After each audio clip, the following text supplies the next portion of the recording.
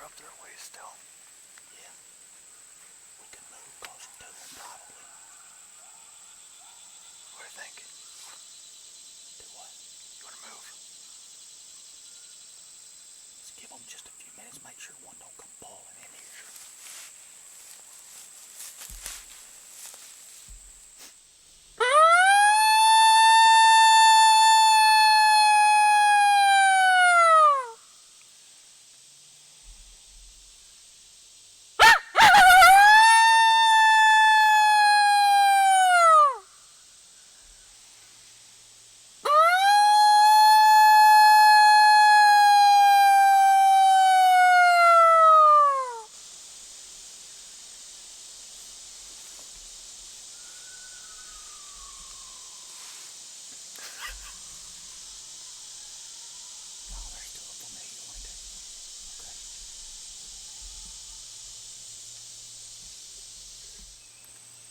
From the MFK Sound Library, Dyke Out House on the Icotech, combined with the competition howler, and you're running two reed pup howler. Two reed, yeah. We'll do a group howl and see if we can get them talking.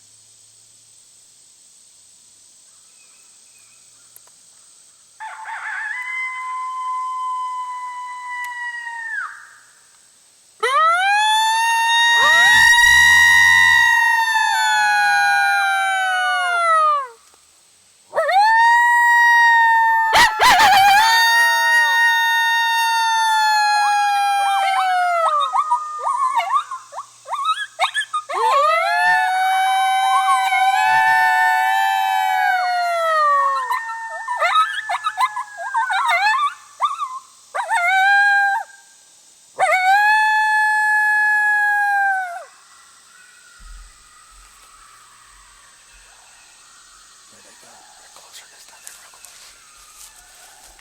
They're real close this time.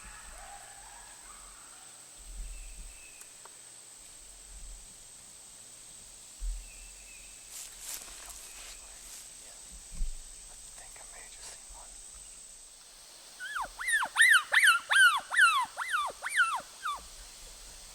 You see it? Right behind all them green bushes.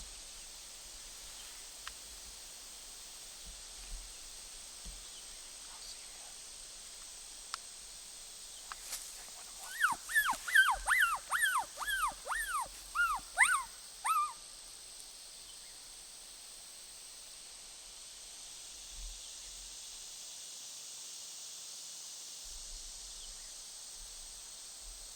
Check two.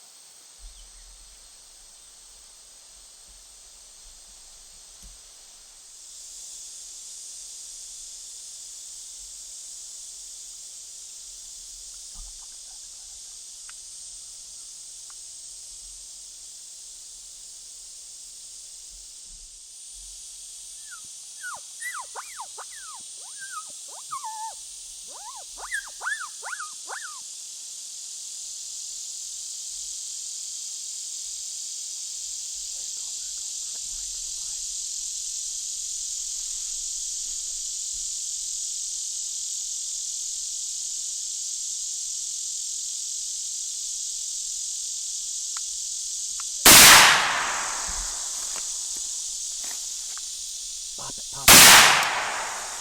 Pop it again.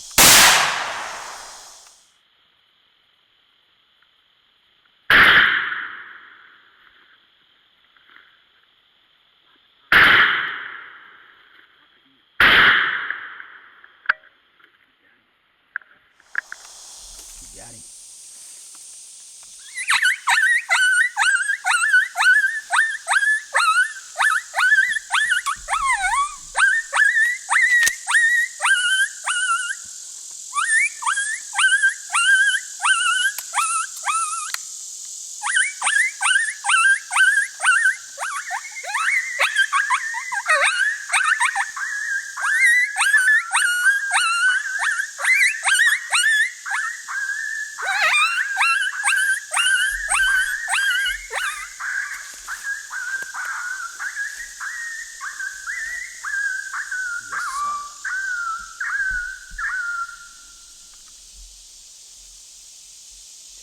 getting it done again this year in Arkansas.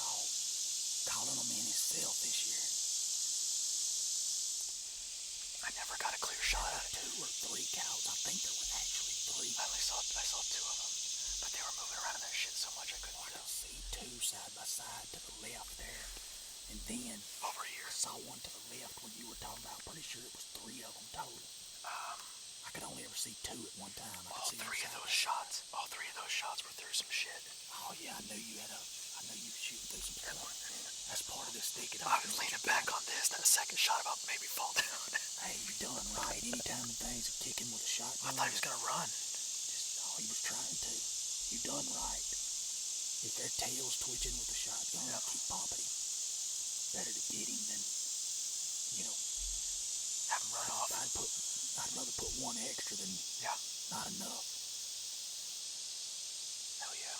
That's a long hunt, good hunt. Good lord. A couple hours, wasn't it? I told you that was some typical stuff. Go over and get that thing, drag it up here, and then we'll go through kind of fill everybody in on what's going on.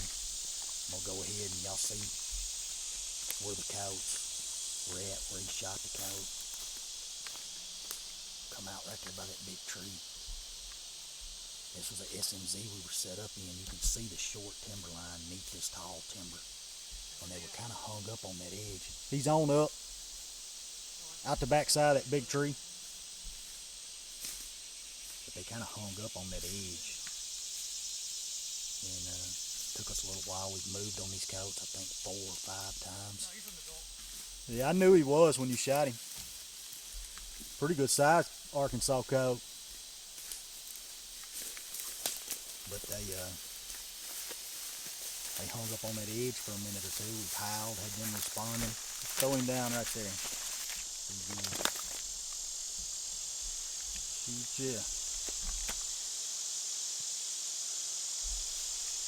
Move over here and he's definitely an adult.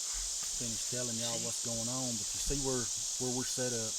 We've had a wind that was primarily a crosswind for the most part. Kind of coming, angling from our left to right. Angling behind us, which was perfect. Which made them break cover and come out here in this open. I'm up panning down the SMZ right now.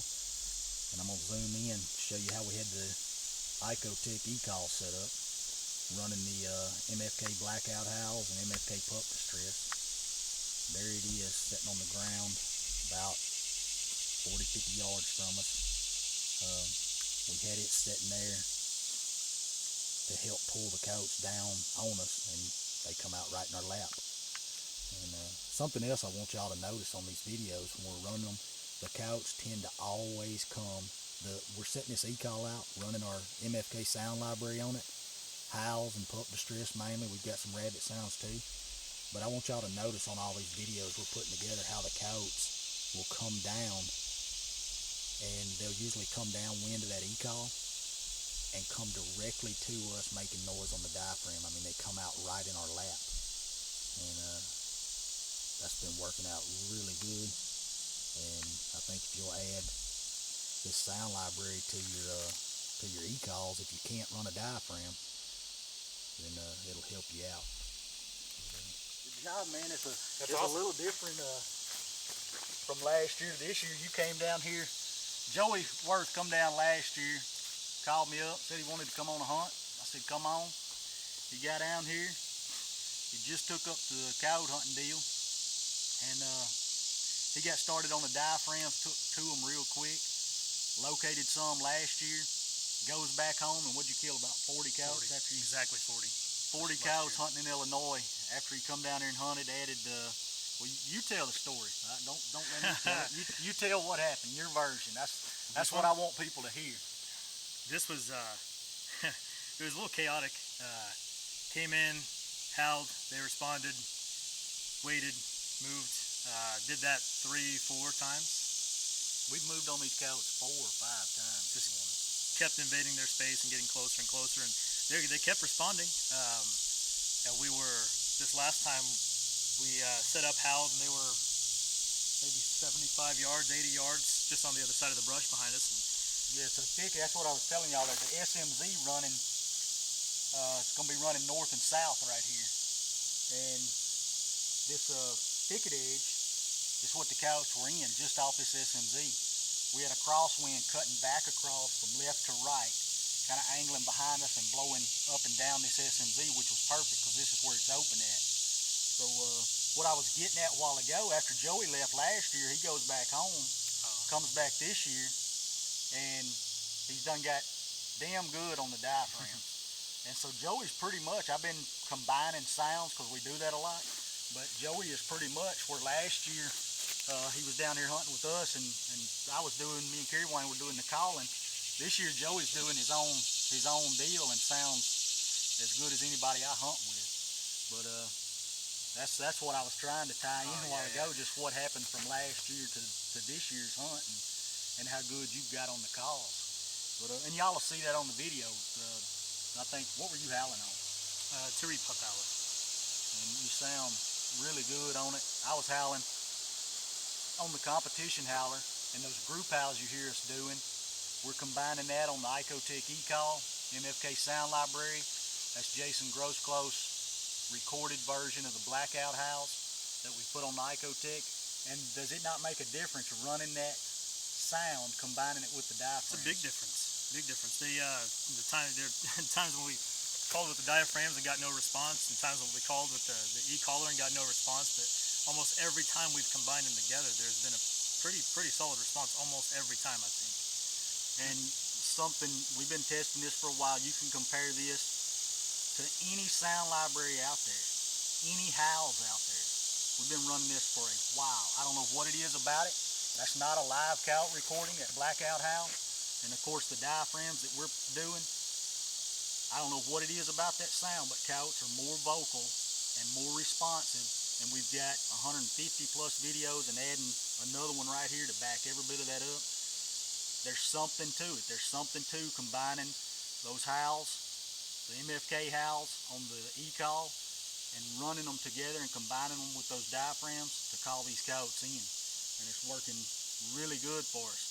The Icotec works really good for us. I'm not going to get into the whole what E-Call's the best and all that crap that you hear about all the time, because if you play the same sound on all E-Collars, it sounds the same. But the Icotec works for us. The features work for us. And you know our go-to deal is MFK diaphragms. They are and always will be badass. Combining them with the Icotec is putting a lot of fur in the pile. And we've been on coyotes all morning since daylight. This is the, let's see, there ended up being a for sure triple on this stand. Joey saw a coyote that I didn't see. Two come down here, had one come in from the left, so we had a triple on this stand. We put eyes on 3 at the last point? 3 or 4? We've put eyes on 6 or 7 coyotes in 2 stands. All of them real vocal. Y'all will see all of that. And it's working out great. I think we're going to swap over. Joey's down here on a coyote and hog deal, so you're going to try to stick a big slab of ham this evening. Try to. But it's working out good. We got off to a little bit of a bad start because we were calling coyotes in, getting our eyes on them, and it's so damn thick down here that it's hard to get a shot. Even in this setup right here, we had eyes on these coyotes for a good 4 or 5 minutes before we finally got a shot. And even then, Joey shot through a bunch of stuff and, of course, put the finishing touches on it and got it on the ground. But I'm ready to get something to drink, get this thing drug out here, take a couple pictures. It's going to be a long walk back to the truck. Yeah, take a little rest, nap break, food break, and get after them again this afternoon. But if you want to check out any of our stuff, we've got the Icotec GC500, which is that's what we're using here with the digital remote. Our MFK sound library, and we also have the GC350. You can find any of that stuff along with our diaphragms on our website, mfkgamecalls.com.